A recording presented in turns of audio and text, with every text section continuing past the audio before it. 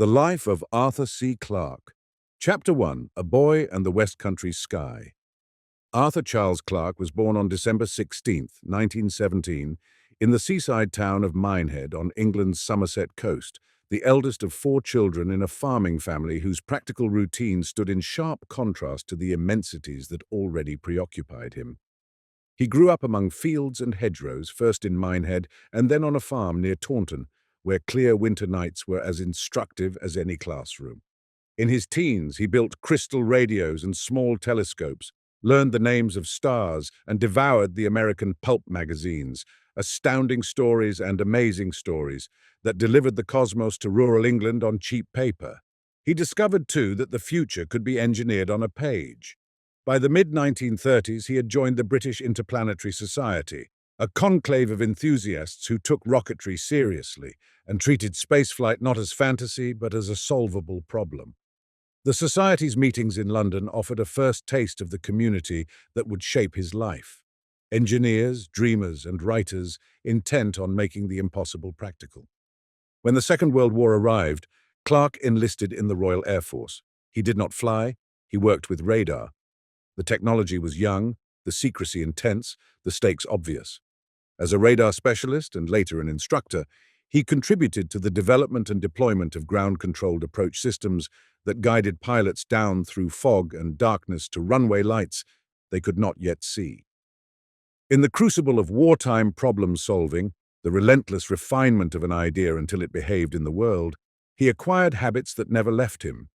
He also learned the tone he would carry into his fiction, precise, unsentimental, and oriented toward results. By war's end, he had attained the rank of flight lieutenant and acquired the combination of pragmatism and wonder that would become his signature. After demobilization, Clarke took advantage of government support for veterans and studied at King's College London, earning a first-class degree in mathematics and physics.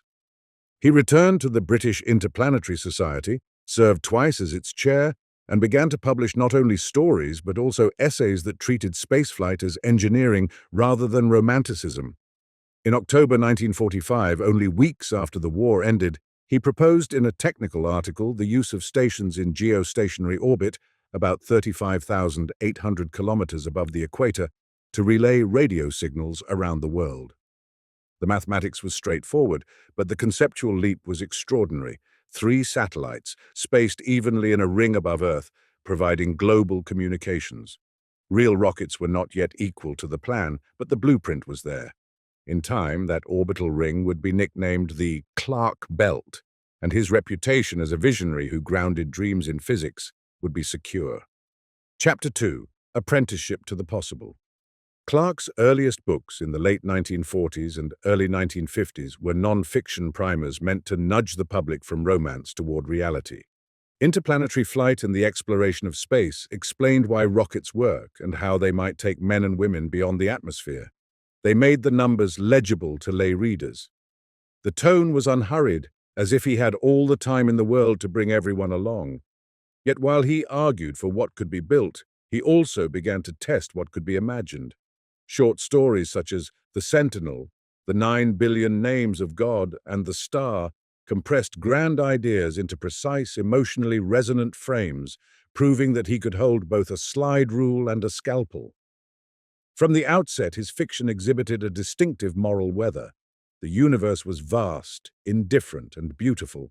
Human beings were small and hopeful, and technology was neither savior nor villain, but an instrument that amplified whatever we were brave enough to ask of it. The novels arrived quickly. Prelude to Space, 1951, and Islands in the Sky, 1952, treated spaceport logistics and orbital life as social facts waiting to happen. Childhood's End, 1953, brought an altogether different crescendo. A first contact that ushered humanity into a post-human phase, melancholy and transcendent, in which the species itself became the material of a larger cosmic pattern. Earthlight, 1955, imagined conflicts on the moon with the cool detachment of a white paper, while The City and the Stars, 1956, an expansion of his earlier tale Against the Fall of Night, stretched the human timeline 1 billion years and asked whether stagnation in paradise was preferable to dangerous curiosity. These books established the Clarke manner: clean prose, lucid science, and a willingness to take readers farther into deep time and deep space than they had supposed fiction could go. He tried marriage briefly. In 1953, Clarke wed an American, Marilyn Mayfield. The union ended almost as soon as it began, and the couple later divorced without children. The absence of a settled family life freed Clarke to follow an instinct that had nothing to do with orbital mechanics. He went where the water was warm and clear. Chapter 3: The Island and the Sea.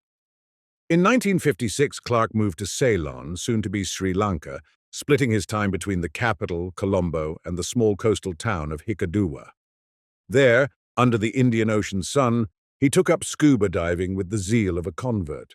The reefs, he later wrote, were another kind of cosmos, an alien world you could inhabit with tanks on your back, an environment offering the same mix of risk, beauty, and discovery that space promised. He helped found diving operations, befriended local fishermen and visiting adventurers, and wrote luminous non-fiction about the undersea world, including The Coast of Coral, 1956, The Reefs of Taprobane, 1957, and The Treasure of the Great Reef, 1964, which chronicled the recovery of coins from a 17th-century wreck on the Great Bass's Reef. Diving suited him. It satisfied his appetite for exploration while keeping him grounded in a specific place. Sri Lanka would remain his home for the rest of his life. The island years did not tempt him away from the sky. A Fall of Moon Dust, 1961, imagined a tourist vessel sinking into the powdery regolith of the lunar surface and treated its rescue as a clockwork engineering puzzle. He spent long stretches drafting essays that straddled prophecy and policy, arguing for communications satellites, lunar exploration, and robotic probes that would extend human senses where bodies could not yet follow. He developed a particular style of prediction, at once humble and audacious, that culminated in the slender book Profiles of the Future, 1962. From it emerged Clarke's 3 laws, the most famous of which, the third, would be quoted endlessly: any sufficiently advanced technology is indistinguishable from magic. The line was not a license for miracle stories, it was a reminder that the universe contains room for astonishment, even when everything works according to natural law. Chapter 4: The Year We Discovered We Were Not Alone. In the mid-1960s, Clarke began working with a young American director named Stanley Kubrick. The two men agreed to collaborate on a science fiction feature that would be rigorous about physics and bold about metaphysics. They started with The Sentinel and a handful of other story elements, then wrote screen story and novel in parallel, an unusual arrangement that allowed novel and film to influence one another until both converged on a singular vision. The result, released in 1968, was 2001, A Space Odyssey, a film in which spacecraft move with a balletic slowness, a homicidal computer speaks with perfect calm, and humanity encounters an intelligence that redirects its future with a silent gesture. The novel, published the same year, clarified some of the film's mysteries and unfolded different emphases, but both works expressed a thought that Clarke returned to again and again. We are the universe becoming aware of itself, and we have only begun. The wider culture shifted around him. In July 1969, when astronauts set foot on the moon, Clarke experienced a peculiar vindication. For decades, he had urged that spaceflight was achievable. Now it was on television. He was no cheerleader by temperament, yet he understood what the moment meant. His fiction, always rooted in practical means, now operated in a world where the possible had expanded on live broadcast. The astronautical present had caught up with his slightly more optimistic past. Chapter 5: Rama and the Elevator to the Sky. The 1970s were years of major consolidation and major prizes. Rendezvous with Rama, 1973, depicted the solar system's first encounter with an interstellar visitor, a vast, silent, cylindrical ship that passes through like a comet with secrets, and it won both the Hugo and the Nebula Awards. Readers recognized in it something that had always distinguished Clarke: the drama of discovery rather than the melodrama of conflict. Humans explore the object remains serenely uninterested in them. The book fulfilled a promise implicit in his wartime training: Problems were there to be unpacked by teams, by procedures, by patience. Imperial Earth, 1975, shifted to a human story spanning Earth and Titan, slyly tracking how kinship and politics adapt to a wider stage.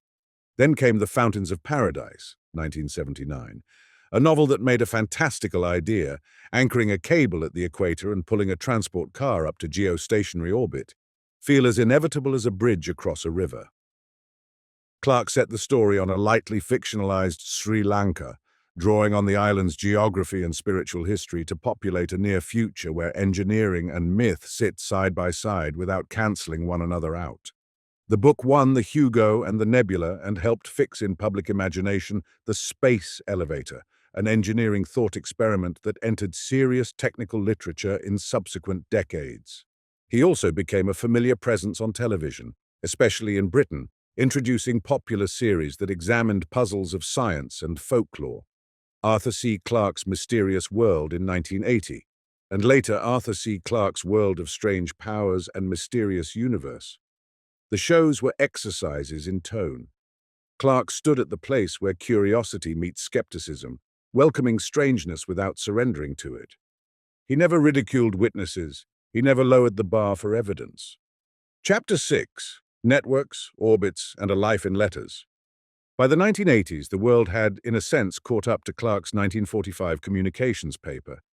Geostationary satellites girdled Earth, analog voice gave way to digital data, and a planetary nervous system began to fuse. Clarke wrote the popular history How the World Was Won, a wry title that captured the convergence of telecom and culture, and he allowed himself a measure of satisfaction at seeing an engineer's sketch transform into infrastructure. The orbit he had described was not his to own, but many insisted on giving it his name.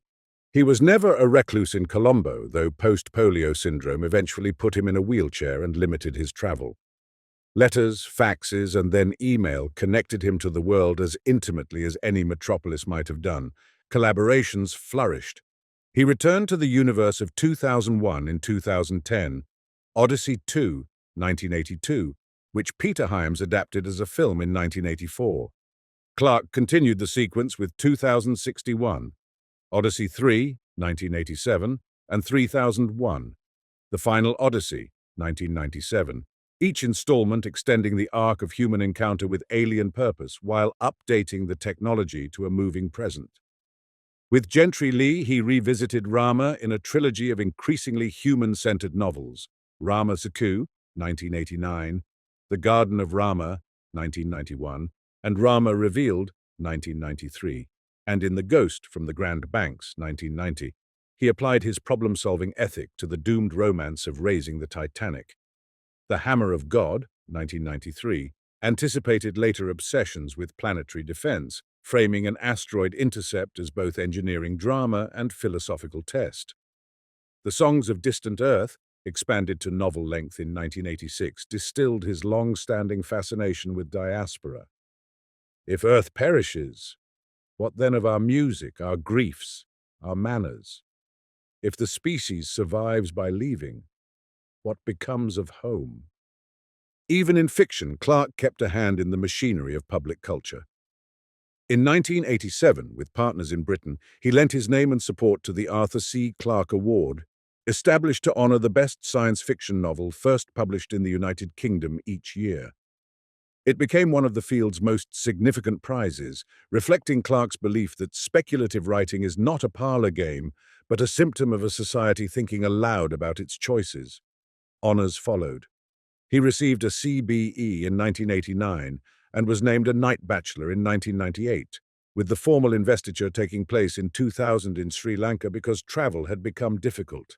The decorations pleased him. The work pleased him more. Chapter 7. Principles and Temperament. Clarke's prose was famously transparent. Clean as a whistle, one admirer said. And the clarity was moral as well as stylistic. He disliked cant. He distrusted mystery when mystery was invoked to block inquiry. Yet he was not a scold. In story after story, the encounter with the unknown is experienced as awe rather than panic. He balanced a rationalist's toolkit with a romantic's appetite for the sublime, and his work rarely reads like argument because it avoids the pieties of either camp. Technology in his hands is an extension of human faculties into environments where hands cannot go. It can save and it can destroy, but its meaning is always contingent on our purposes.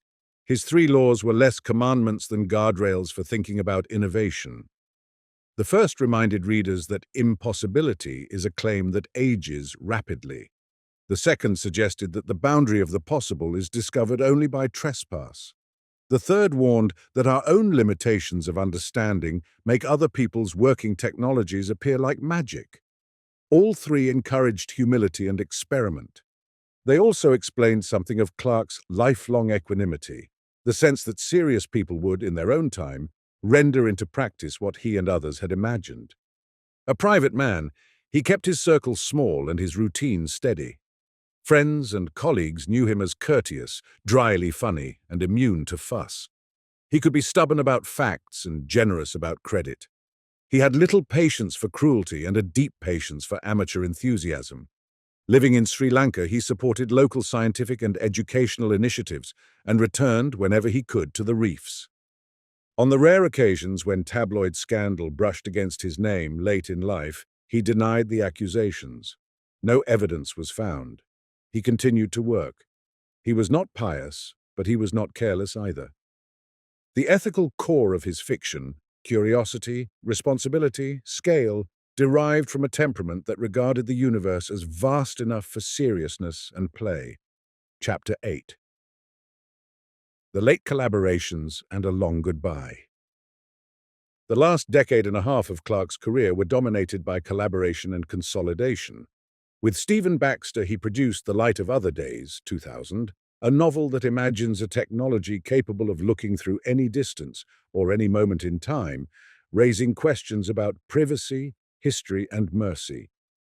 The pair went on to write the Time Odyssey trilogy, Time's Eye, 2003, Sunstorm, 2005, and Firstborn, 2007, which revisited some of Clarke's favorite motifs while giving Baxter room for his characteristic rigor. The projects revealed something essential about Clarke's final years. He was not hoarding his legacy. He was sharing it, seeding future work in conversations that bridged generations. By then, the world he had foreseen was plainly visible. Mobile phones chirped via geostationary links. Weather satellites mapped storms from the Clarke Belt. International news traveled through orbit and fiber as if distance were a bad joke. Robotic craft, like Voyager and the Mars rovers, extended human senses into deep space just as he had urged they should. The old engineer's satisfaction was tempered by the old humanist's worry. The same networks that enabled understanding also enabled cruelty and delusion. Clarke understood that every extension of capacity expands the field of choice. In December 2007, on his 90th birthday, he recorded a short message from his home in Colombo.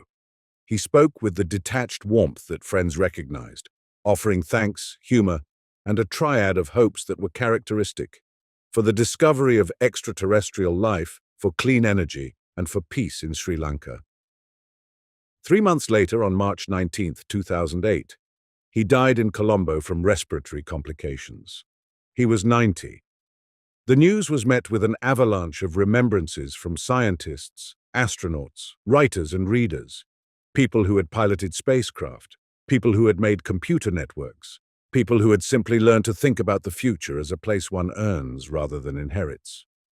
Chapter 9. What Remains. Clarke's afterlife is unusually practical. Many writers leave phrases. He left an orbital architecture.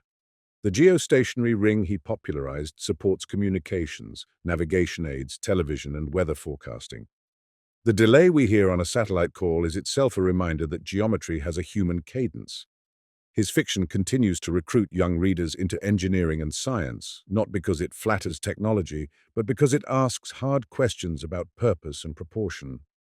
Childhood's End still troubles and consoles. Rendezvous with Rama still models the discipline of attention. The Fountains of Paradise still persuades readers that audacity and caution can coexist. The 2001 cycle remains an ambiguous landmark, its optimism shadowed, its awe undiminished. He also left a method. Start with what the laws of nature allow. Be honest about what you do not know. Extrapolate gently where the data end. And never forget scale, both the cosmic scales that modestly frame us and the intimate scales on which human life is actually conducted. If he sometimes wrote characters who feel thin to contemporary tastes, it was not because he thought people were unimportant. It was because he regarded the universe as the true protagonist and chose to write as its quiet biographer. When readers reach for Clarke, they do not go for consolations. They go for clarity, for the strange happiness of understanding how something might work, and for the equally strange happiness of recognizing that understanding does not abolish wonder. Any sufficiently advanced technology is indistinguishable from magic, he liked to say. The corollary, he lived it more than he wrote it, is that any sufficiently honest imagination is indistinguishable from responsibility. He asked his readers to do what he had spent a lifetime doing. Look up, check your math, and then make something worthy of the sky.